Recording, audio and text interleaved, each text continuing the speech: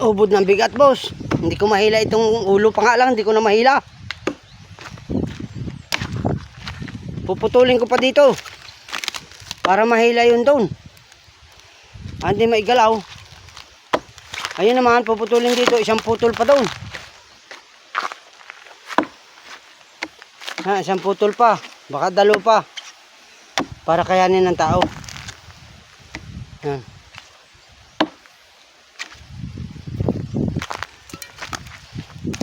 Bukas yung lahat ng gamit naman doon, lilinisin na namin doon sa deck. Doon sa kubo.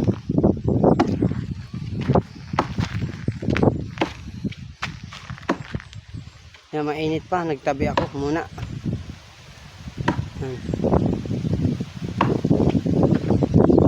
Pupuntahan ko nga pala yung ano, yung aming ginawa.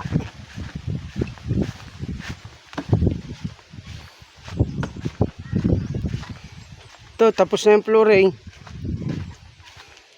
8 supot ang naubos. Ang haba nito ay 16.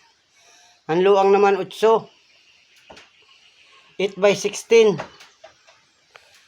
Ayan. Ang kapal niya ay 3, 2.5 ang iba.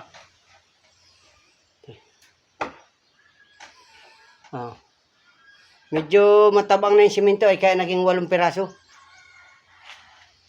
Yan. Yan, naglilom, dumilim.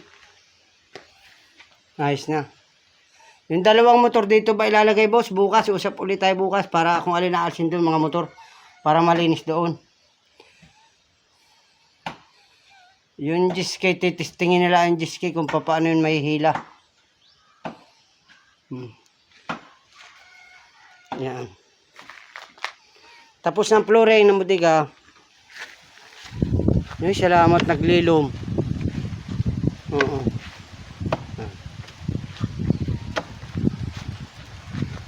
Sinachap-chap namin para maalis ang bigat ay. Para maganda na rin itong tignan.